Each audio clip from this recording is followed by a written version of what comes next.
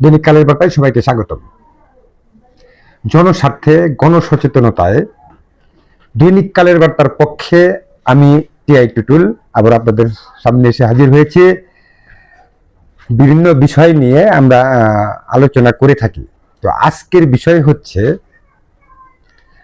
বিষয়বস্তু হচ্ছে প্রবাসীরা বিদেশে যারা থাকেন, মানে প্রবাসীরা কোন ভুলে স্ত্রী দ্বারা প্রতারিত হয়ে সর্বস্ব হারায়, সেই বিষয় নিয়ে আমরা আজকে আপনাদের সামনে তুলে ধরব। এটা সম্পূর্ণই আমার বিভিন্ন পত্র পত্রিকায় বিভিন্ন নিউজ দেখে শুনে বাস্তবতায় কিছু ঘটনা দেখে আমরাই এটা চিন্তা করে বের করেছি যে এইসব ভুলের কারণে প্রবাসীরা প্রতারণায় সর্বস্ব হারায়। স্বামী স্ত্রীর সম্পর্ক একটি মধুর সম্পর্ক। এই সম্পর্কের মাধ্যমে দুইটা পরিবার, একটি বন্ধনের সৃষ্টি হয়। শুধু পরিবার নয়, পরবর্তী প্রজন্ম করার একটা স্বপ্ন নিয়ে এই বন্ধন সৃষ্টি হয়। পরিবারের নিজের সংসারের সচ্ছলতা, পরিবারের মুখের হাসি এবং উজ্জ্বল ভবিষ্যতের চিন্তায় এই দেশের মানুষ, যুবক থেকে শুরু করে বিভিন্ন শ্রেণীর মানুষ পরিবারের স্বার্থে, নিজের অর্থনৈতিক স্বার্থে, নিজের স্বার্থে, ফ্যামিলির স্বার্থে সুদূর প্রবাসে পাড়ি দেন, যাতে দেশের রেমিটেন্স আসে, দেশের উপকার হয় এবং নিজের পরিবারেরও সচ্ছলতা চলে আসে।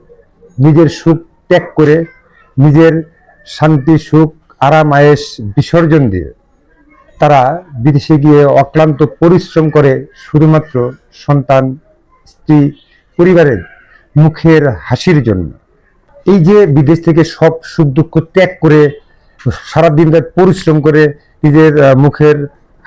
নিজের স্ত্রী সন্তানের মুখে হাসি ফোটানোর জন্য, তাদের ভবিষ্যৎ উজ্জ্বল করার জন্য আমরা অর্থ উপার্জন করে বিশ্বস্ত আপনজন, হৃদয়ের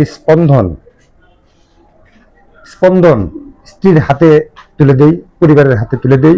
আর এই হৃদয়ের স্পন্দন মনের মানুষ দ্বারা প্রতারিত হয়ে সর্বস্ব হারিয়ে শেষে ধারে ধারে ঘুরে কোনো উপায় না পেয়ে জীবনের খেই হারিয়ে ফেলে। আজপথেই থেমে যায় সন্তানের উজ্জ্বল ভবিষ্যতের গতি। পরবর্তীতে বিবাহ করলেও মানসিক ও আর্থিকভাবে ক্ষতিগ্রস্ত হয়ে যায়, যেটা আর রিকভারি নয়। সেই প্রবাসী ভাই আর সামনের দিকে এগোতে পারে না। প্রবাসীরা কোন ভুলের কারণে সর্বস্ব হারায় বা তার সব হারাতে হয়, সেই বিষয় নিয়েই আমরা এখন কথা বলবো। এই ভুলগুলোর যে কয়েকটি ভুল রয়েছে, সেই কয়েকটি ভুলের ব্যাখ্যা বা তাদের সেই ভুল নিয়ে বিস্তারিত এখন আমি আলোচনা করব। আপনারা অবশ্যই বিষয়টি ধৈর্য সহকারে শুনবেন। প্রবাসী ভাইদের জন্য হতে পারে এটি একটি সতর্কবার্তা।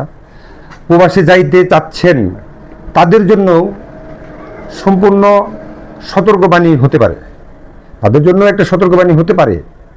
যেসব ভুলে প্রবাসীরা স্ত্রী দ্বারা প্রতারিত হয়ে সর্বস্ব হারায়, সেই বিষয়গুলোর মধ্যে এক নম্বরে রয়েছে পরিবারের সদস্যের চেয়ে, অর্থাৎ বাবা মার চেয়েও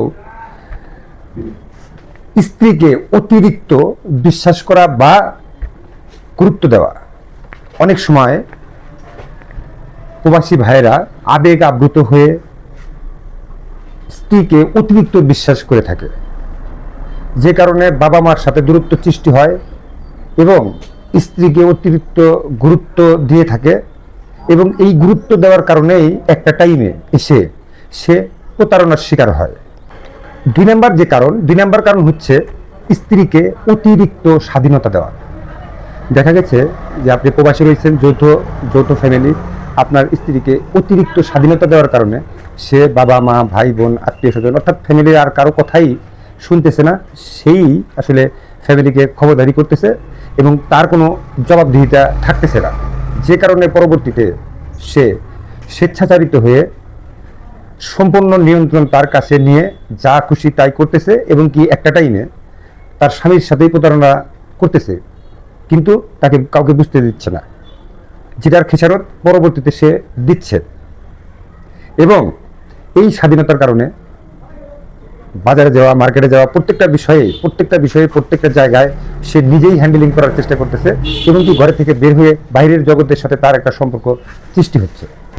3 নম্বর একটি বিষয়, যে বিষয়টা হচ্ছে অনেক সময় আপনারা খেয়াল করবেন যে প্রবাসীর স্ত্রী নিজের শ্বশুর বাড়ির থেকে বাপের বাড়ি বেশি সময় ব্যয় করে, এবং কি ঘন ঘন বাপের বাড়ি গিয়ে থাকতে চায়, যে কারণে সেখানে গিয়ে তার বাবা মা ভাই বোনদের সাথে যে সম্পর্ক থাকে, শ্বশুরবাড়ির সাথে সেই সম্পর্ক থাকে না। সেখানে বসে বিভিন্ন পরিকল্পনা করে থাকে, এবং টাকা পয়সা, স্বামীর কাছ থেকে টাকা পয়সা নিয়ে বাপের বাড়ির কথা মতো বা বাপের বাড়ির সম্পর্ক করার চেষ্টা করে, এবং কি ওখানে ব্যয় করার চেষ্টা করে। তাদের সাথে সম্পর্ক, শ্বশুর শাশুড়ির সাথে সম্পর্কের একটু ধীরতা সৃষ্টি হয়। পরবর্তীতে এই প্রবাসী দেশে এসে প্রতারণার শিকার হয়। দেখা গিয়েছে যে তার এলাকায় তার সম্পদ নাই, এলাকার বাহিরে বলতে শ্বশুরবাড়ি এলাকায় সম্পদ করেছে, পরে গিয়ে দেখা যায় যে সব সম্পত্তি তার স্ত্রীর নামে। তখন সে একটা প্রতারণার শিকার হয়। 4 নম্বর যে বিষয়, একটা ফ্যামিলিতে কত টাকা প্রয়োজন, একটা হিসাব ছাড়া প্রয়োজনের তুলনায় অতিরিক্ত টাকা পাঠানো।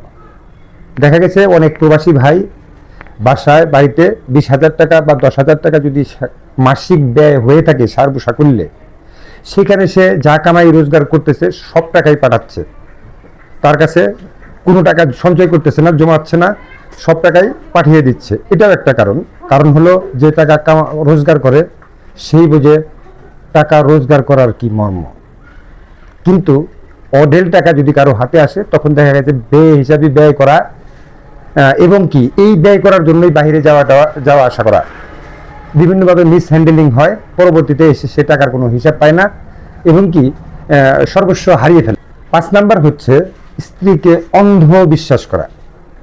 অনেকেই আছে প্রবাসী, স্ত্রীর কথা ছাড়া আর কারো কথাই সে নিতে চায় না বা শুনতেও চায় না। যদি ধৈর্য সহকারে শুনতো তাহলেও হয়তো কিছু বুঝতে পারতো বা মাথায় আসতো, কিন্তু সে তার স্ত্রীর কথা ছাড়া কোনো কথা শুনতেই চায় না। এই যে না চাওয়ার কারণে দেখা গিয়েছে যে স্ত্রী সে মিথ্যে ভালো মন্দ যাই কিছুই বলে তাই সে বিশ্বাস করে, এবং কি তাকে একটা ঘরের মধ্যে রেখে সে বিভিন্ন রকমের অনিয়ম করে থাকে, যেটা সে প্রবাসী থেকে ধরার কোনো সুযোগ থাকে না, যেহেতু বাবা মা বা পরিবারের কারো কথাই সে নেয় না বা সে শুনতে চায় না। এই যে তার যে একটা ভুল, এই ভুলের কারণে তার একটা টাইমে এসে খেসারত দিতে হয়। কি খেসারত দিতে হয়? সর্বোপরি এইসব কারণেই প্রত্যেকটা কারণেই শেষে সর্বস্ব হারানোর একটা সম্ভাবনা থেকে যায়। আরেকটা বিষয় হচ্ছে 6 নম্বর যে বিষয় নিয়ে আমরা আলোচনা করব, সেটা হলো পরিবারকে অগাধ বিশ্বাস করা, পরিবারকে মনিটরিং না করা। আমি দেশ থেকে বিদেশ প্রবাসে থাকি, আমার কিছু ব্যক্তিগত মনিটরিং থাকতে হবে, যেটা ফ্যামিলি জানবে না। স্কুলে পোলাপান যে কোন স্কুলে পড়ে, স্কুলের টিচারদের সাথে যোগাযোগ করা, পোলাপান স্কুলে ঠিকমতো আসলো কিনা, যাতায়াত ঠিকমতো করলো কিনা, তার স্ত্রী স্কুলে এসে দিয়ে গেছে কিনা বা এসে নিয়ে গেছে কিনা, তার স্ত্রী নিয়মের বাহিরে অগাধ বাহিরে চলাফেরা করে কিনা। এটার জন্য তার নিজস্ব একটা সম্পর্ক বন্ধুবান্ধব বা পাড়া প্রতিবেশী বা আত্মীয় স্বজনের সাথে থাকা প্রয়োজন। এবং স্কুল বাচ্চা কাচ্চারা যে জায়গায় লেখাপড়া করে, বিদ্যালয় বা শিক্ষা প্রতিষ্ঠান, সেইখানেও তার আলাদা যোগাযোগ থাকতে হবে, এবং কি ফুল মনিটরিং থাকতে হবে তার ব্যক্তিগতভাবে। এইটা না করার কারণেও অনেক সময় জবাবদিহিতা থাকে না, যে কারণে একটা শেষে এসে দেখে যে আশায় প্রবাসে গিয়ে টাকা পয়সা রোজগার করে বাচ্চা কাচ্চার জন্য, ভবিষ্যতের জন্য বাড়িতে পাঠিয়েছে, সেটার কোনো কাজই একসময় ফলই আসলে পাওয়া যায় না। এটাও সর্বস্ব হারানোর একটি ভুল।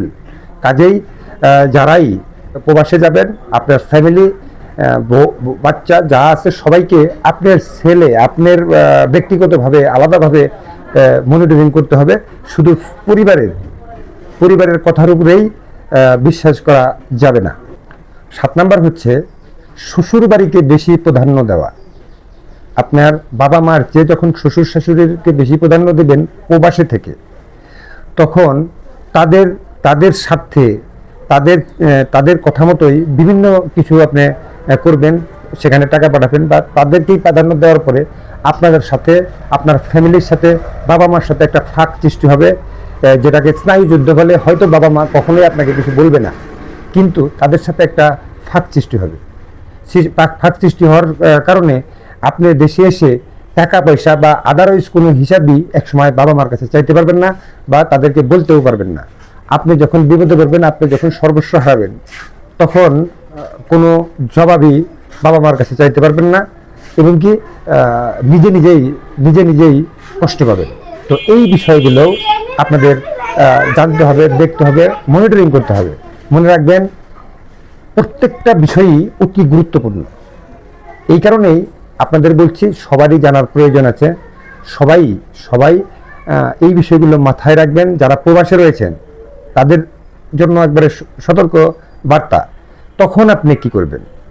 আপনার কাছে একটি বিষয় আছে, আপনার বাড়িতে বড় কাজ, বিভিন্ন কাজ করতে পারবেন। আপনার ফ্যামিলিতে যে কয় টাকা প্রয়োজন, এর বেশি ফ্যামিলিতে দেওয়ার প্রয়োজন নেই। যখনই বাড়িতে কোনো কাজ করতে হবে, আপনি তো বছর, 2 বছর বা 3 বছর পরে ছুটিতে আসবেন, তখন নিজে হ্যান্ডেলিং করে নিজে সেই কাজগুলো করবেন। তার আগে প্রয়োজনে দেশেই আপনার কোনো ব্যাংক অ্যাকাউন্টে আপনি নিয়মিত বাড়তি টাকাগুলো, আয়ের টাকাগুলো আপনি জমাবেন।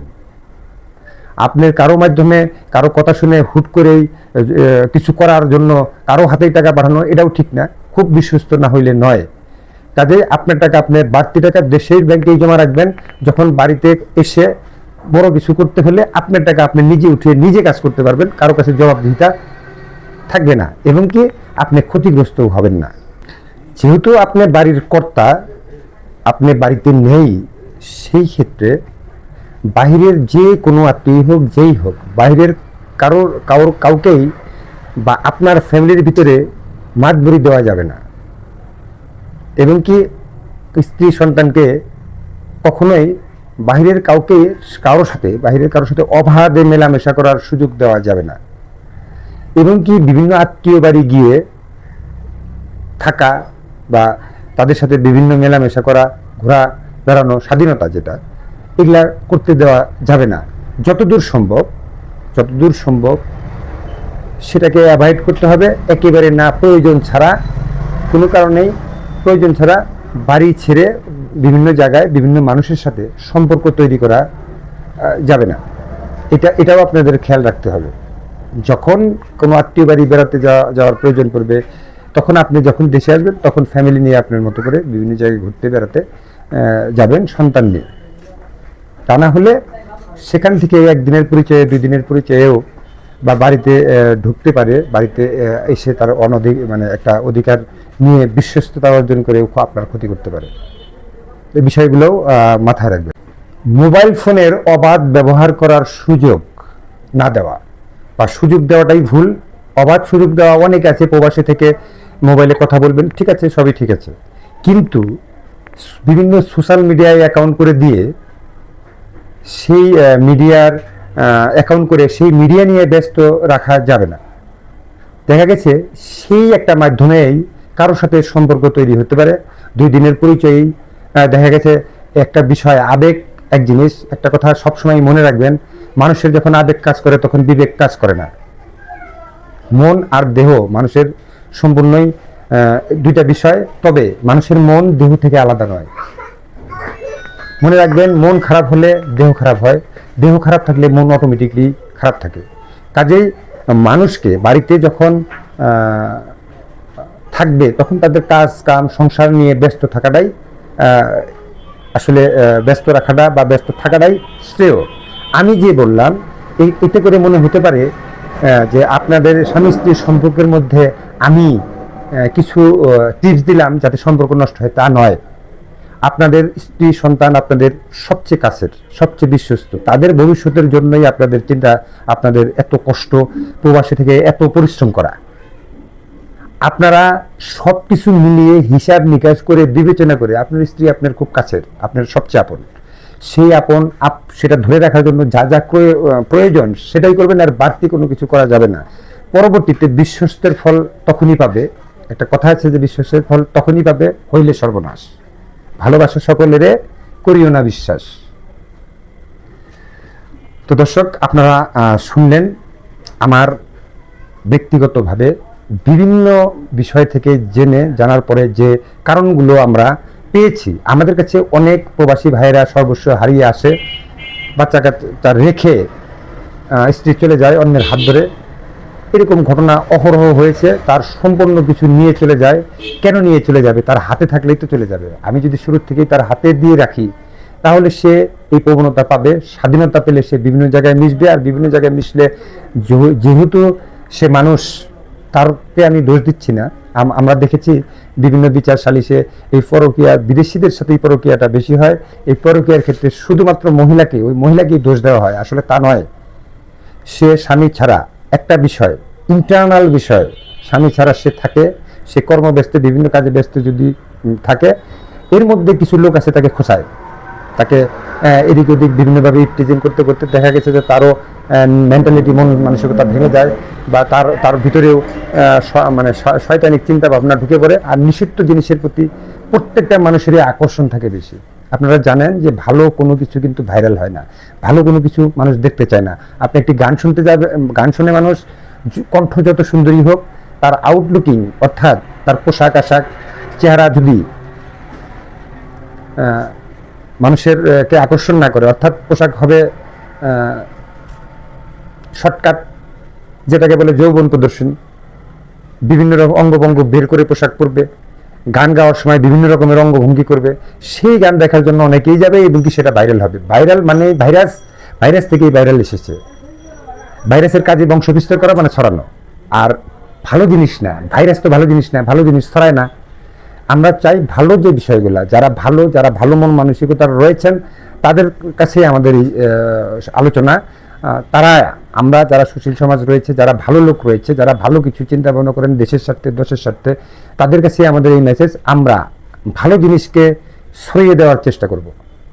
দর্শক, আমার এই আলোচনা যদি আপনাদের ভালো লাগে, আমাদের এই গণসচেতনতামূলক জনস্বার্থে আমরা যেসব ভিডিও আপনাদের দেখাই, যদি আপনাদের ভালো লেগে থাকে, তাহলে অবশ্যই ফলো দিয়ে আমাদের সাথে থাকবেন এবং কি একটি ভালো কাজে অংশীদারিত্ব করবেন। লাইক দিয়ে সবাইকে জানানোর সুযোগ করে দিবেন, কারণ আপনার একটি লাইকের মাধ্যমে সচেতনতা আসতে পারে। আপনার একটি শেয়ারের মাধ্যমে সবাই জানতে পারে, আপনার শেয়ার থেকে আরেকজন জানতে পারে। জানার পরে সে বুঝতে পারবে যে তার সাথে আমার যে বিষয়বস্তুগুলো নিয়ে আলোচনা করছি সেগুলোর সাথে মিলে যাচ্ছে বা মিলে গেছে, কিংবা আগামীতে এরকম ঘটনা হতে পারে, সে সতর্ক হতে পারবে। তাই বলে কিন্তু সংসার অবিশ্বাস করা যাবে না। স্ত্রীকে, সন্তানকে, বাবা মাকে, কাউকেই অবিশ্বাস করা যাবে না। সবাইকেই বিশ্বাস করতে হবে, কিন্তু অতিরিক্ত নয়, যেটা সামঞ্জস্য। আপনারা দেখে শুনে বুঝে বিবেক দিয়ে চিন্তা করবেন। মনে রাখবেন, আপনার সারা জীবনের রোজগার যেন শেষ হয়ে না যায়। পরবর্তীতে আমাদের কাছে বিভিন্ন প্রশাসনের কাছে বিভিন্ন কিছু নিয়ে, স্ত্রী সন্তান নিয়ে ধারে ধারে ঘুরতে না হয়। দর্শক, আজকের মতো এখানেই বিদায় নেব। আবারও আপনাদের সাথে দেখা হবে অন্য কোনো সংবাদে। তার আগে আরেকটি কথা বলি, আপনার এলাকায় ঘটে যাওয়া নানান ঘটনা, দুর্ঘটনা, সামাজিক দুর্ভোগ, জনদুর্ভোগ, বিভিন্ন রকমের অপরাধ, দুর্নীতি, অনিয়ম এবং মানুষের সুখ দুঃখ, সাফল্যের সংবাদের তথ্য আমাদের দিয়ে আপনিও হতে পারেন একজন মহৎ কাজের অংশীদার। মনে রাখবেন, আমরা সত্য প্রকাশে অঙ্গীকারবদ্ধ। আমার দিকে নয়, আমার কথা বলার অঙ্গভঙ্গির দিকে নয়, আমার পোশাকের দিকে নয়।